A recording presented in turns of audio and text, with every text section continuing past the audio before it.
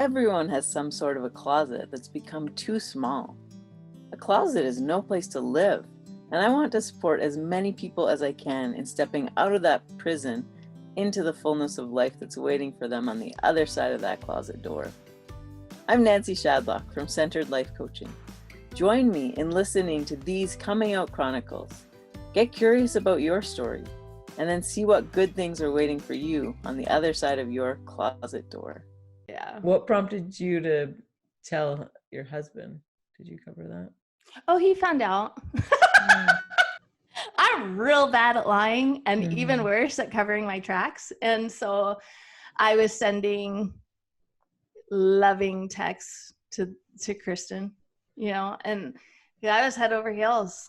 It was a very short period, I think 3 weeks, that I was kind of exploring that part of me. But also totally in my head thinking, this is just a one-time thing, and I deserve to give into this because I have never felt this before in my life ever. And so maybe if I explore this feeling and revel in it a little bit, I can take it back to my marriage. Yeah, the amount of cognitive dissonance is real clear with this one. From past perspective now, looking back. Yes, looking back, for sure. Yeah, I can see that justification. Right? Totally. So yeah, he just looked on my phone. It was right there. And he knew that I was real disconnected, but that had been a real gradual slide. That hadn't been all of a sudden. Kind of like the frog in the pot of boiling water. You don't realize it's boiling until it is. So yeah, once he really recognized the depth of the disconnection, all it took was one look at my phone, which I don't even think I had a password on.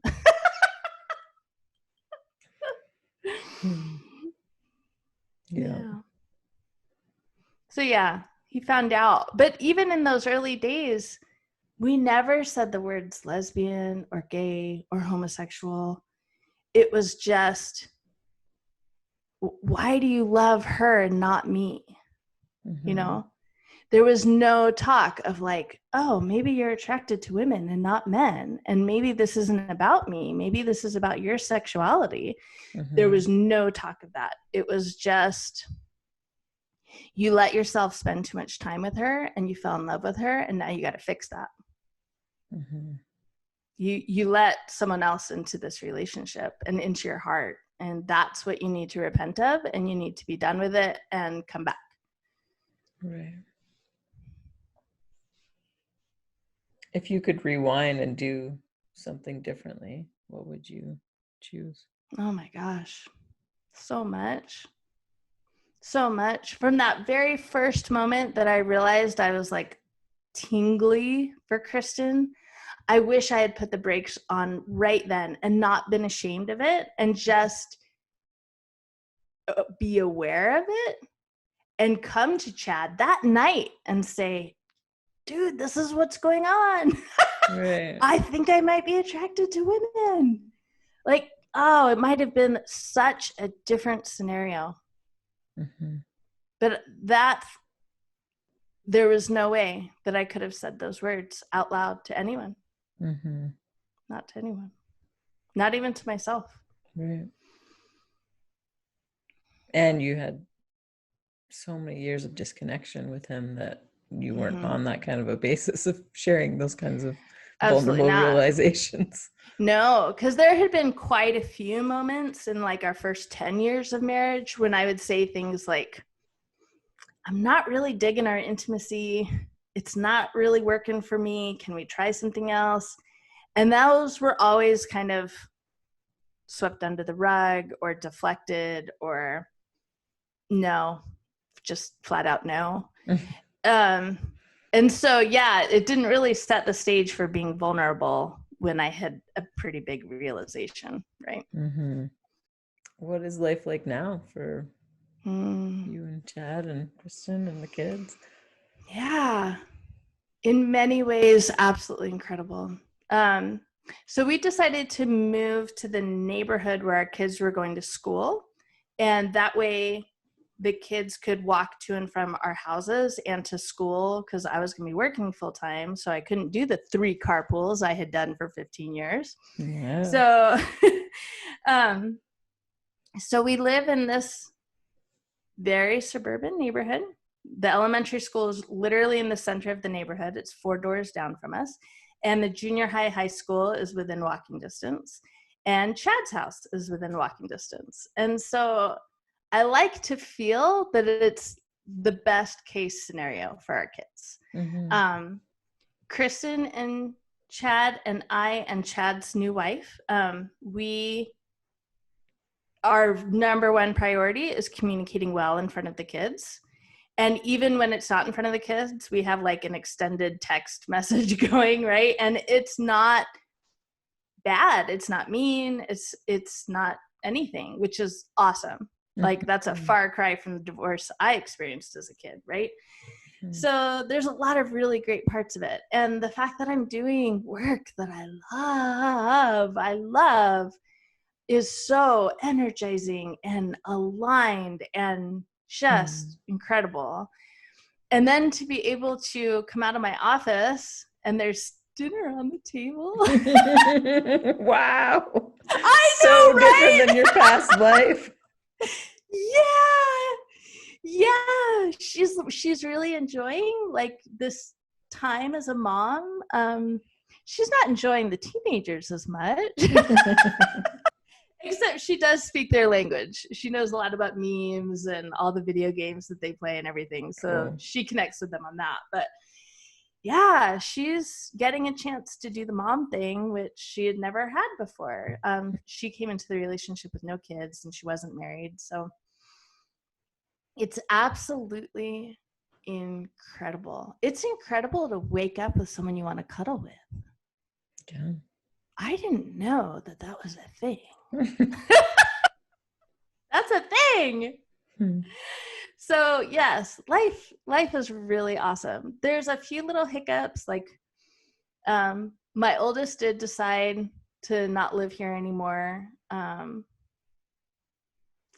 He feels like his dad's house is a better place for him spiritually. So I'm trying to support him in that. It's hard. Mm-hmm. I mean, I knew he wasn't going to be living with me after high school, right? But it was like the beginning of his senior year. And to know he's literally like walking distance away, but not in my home, like as a mom, that sucks. That sucks. But I respect it. I respect it. And he applied to the church's university, and it's very hard to get into, especially where we are, because they like to spread the opportunity around the world. And so they limit the amount of applications that they accept from areas that are heavily populated already. So he was the only one out of all of his friends to get into that school. So even though he has a full ride scholarship to an in-state school, he doesn't want to go. He wants to go to the Lord's University. So he will be heading there next month. And that could have been a lot easier, except for last March, the administration doubled down on LGBTQ people, both students, staff, professors. If you're found to be in a same-sex relationship, you are kicked out or fired immediately. And that's hard for me, that my son wants to spend thousands of dollars in 4 years of his life in that kind of an environment. Yeah. Does he have much relationship with you right now? No, I mean, we're on good terms, but not deep terms. Like his sister's birthday was last week, and so he came over for dinner, and we had dinner, and then we had dessert. We played cards for a little while, and then he went back to his dad's house. So it's not, as far as I know, it's not bad. But he's also not the most communicative person. Right. Most teenage boys aren't, you know? Yeah. It's not forever. No, it's just a season. I feel confident in that. that he's going to see the world a little bit and have his mind opened a little bit, and it'll be good. Yeah. Yeah. Man, it's a lot. It's a lot. Yeah. Yeah. It's an intense story. Sometimes people have a hard time like absorbing it because it is a lot. It's like a soap opera. Yeah. Yeah, I almost hesitate to ask what your next coming out story is because I'm like, you've been doing a lot of coming out over the last few years. So Truth. That, I don't know. I'm really kind of exploring a lot of different things. I'm very comfortable being a conversion therapy activist right now. But because I'm doing that, it means that I'm speaking out against the faith. And once you speak out against the faith, then oftentimes they feel like they need to take action. And so probably an excommunication is coming down the line at some point. And that's going to be a bummer for my kids. Obviously, I'm not involved in the faith anymore, so I'm okay not being a member. It'd be great to not get the phone calls in the mail all the time. But I kind of wish that instead of just kicking out the voice, that they would listen to the voice and maybe understand that conversion therapy is not okay. Even in a religious setting, it's not okay. Yeah. So there's that. I guess I don't really feel like the activist part is a coming out. I'm hopefully within the year I'll be coming out as an author, as a published author.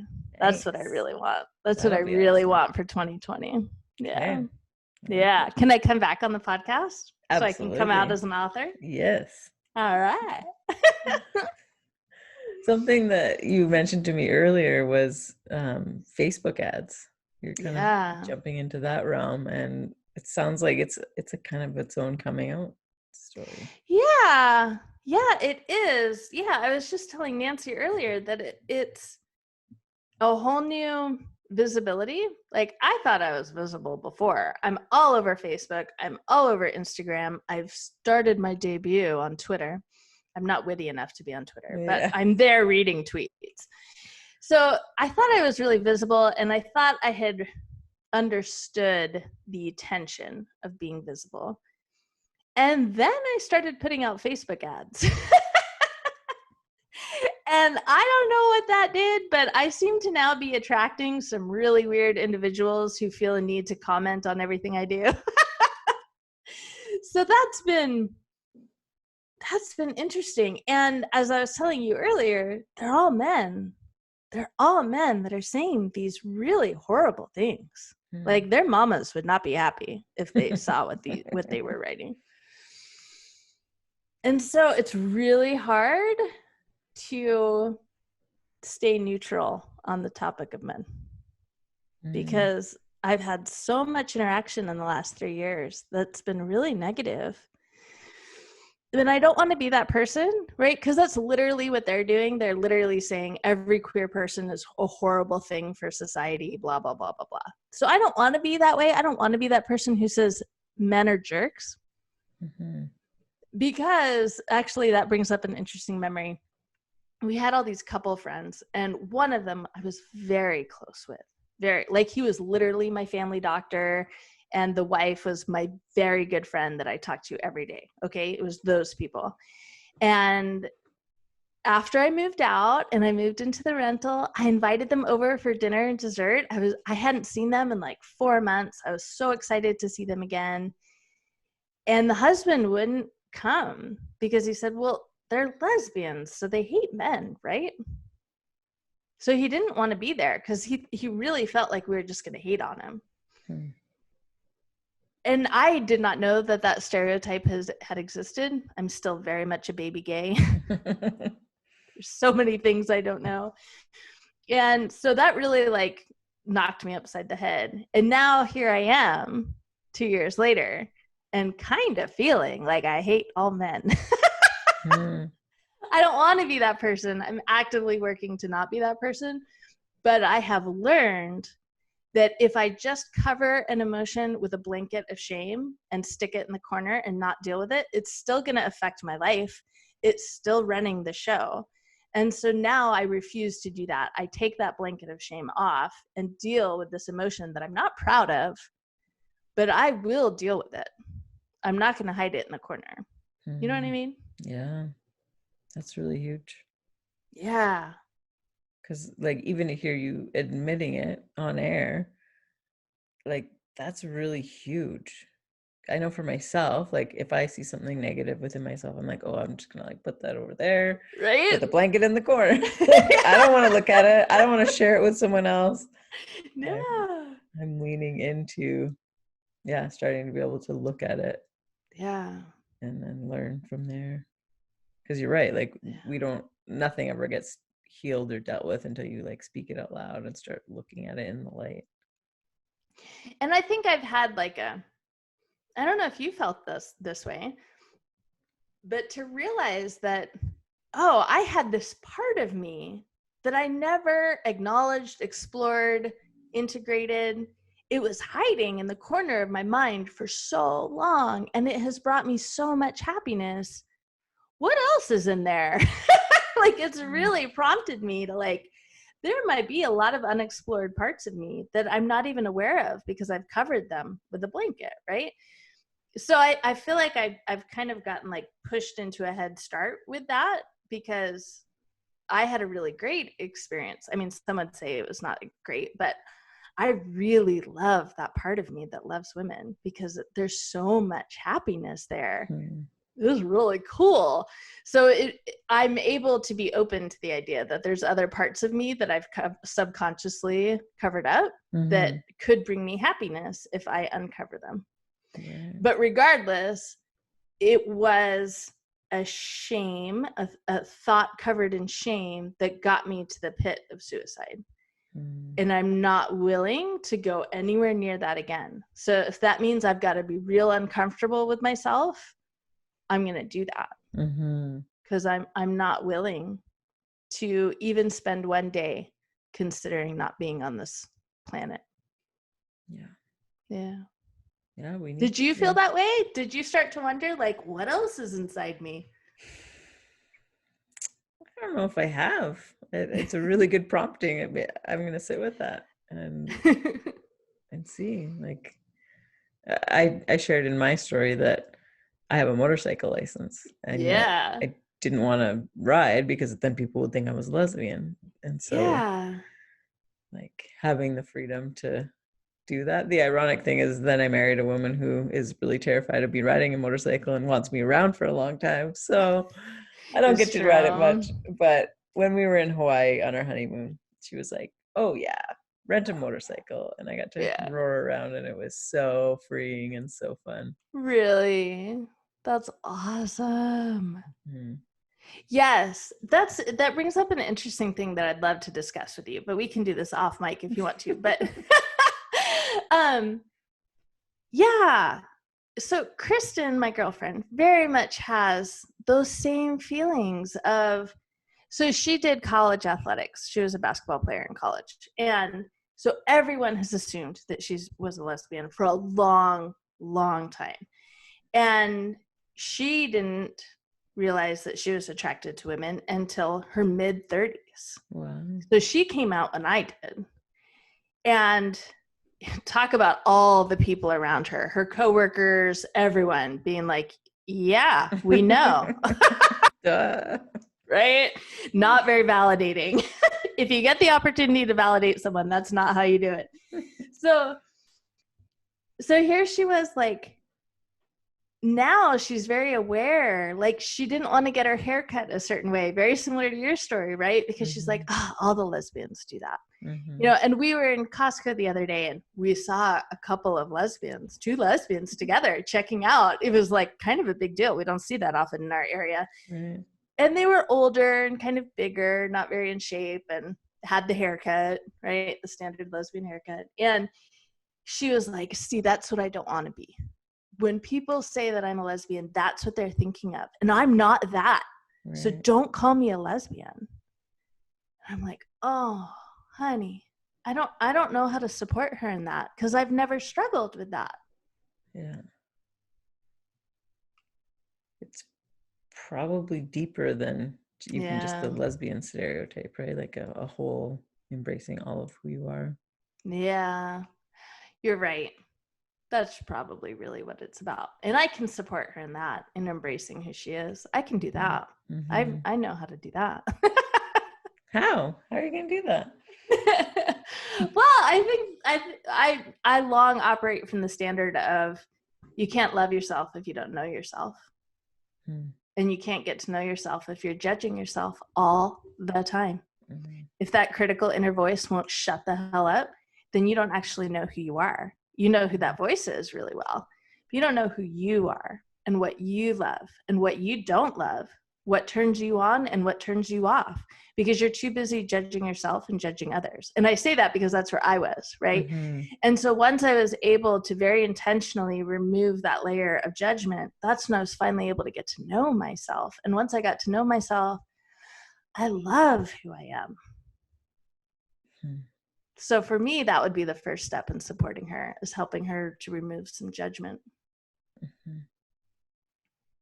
Yeah. Boom. There's your next TED Talk.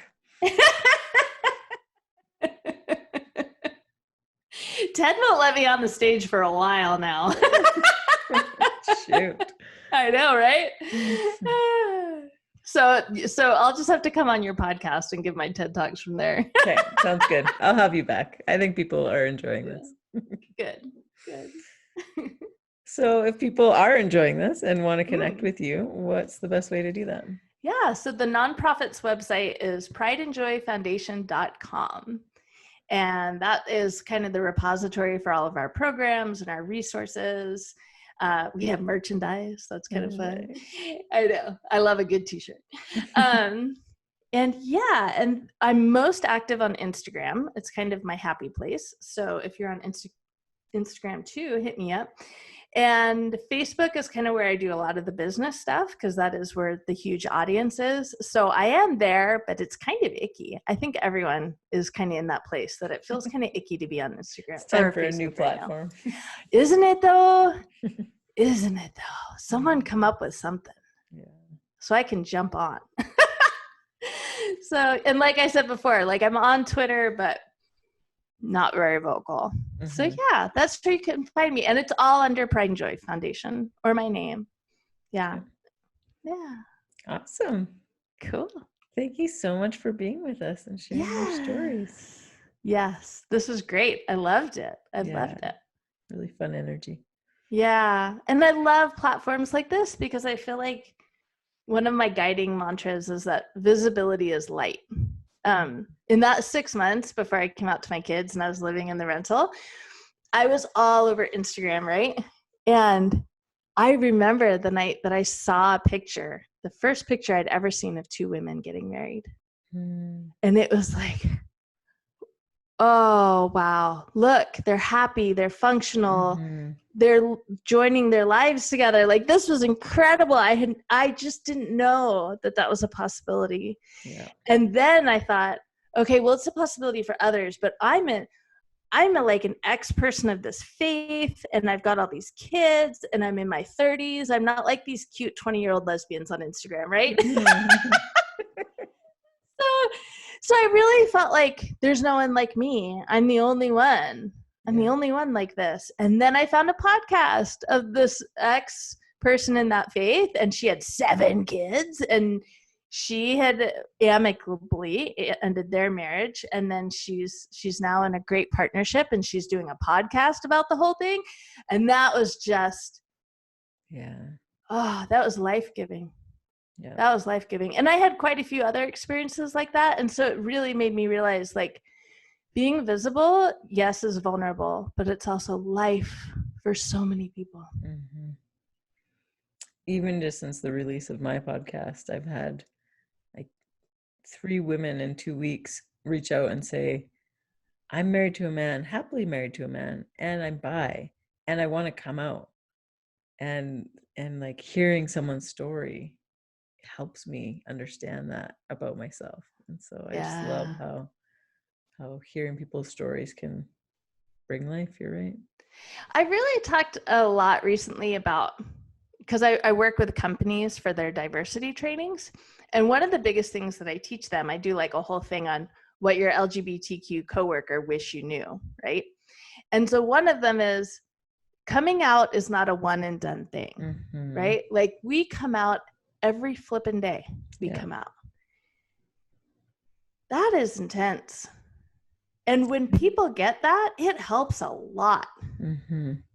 It's really validating when people realize, like, just going to the store and checking out your groceries, you might have to come out to that checker. And you have no idea what her reaction is going to be. Yeah. Could be landmines everywhere. Yeah.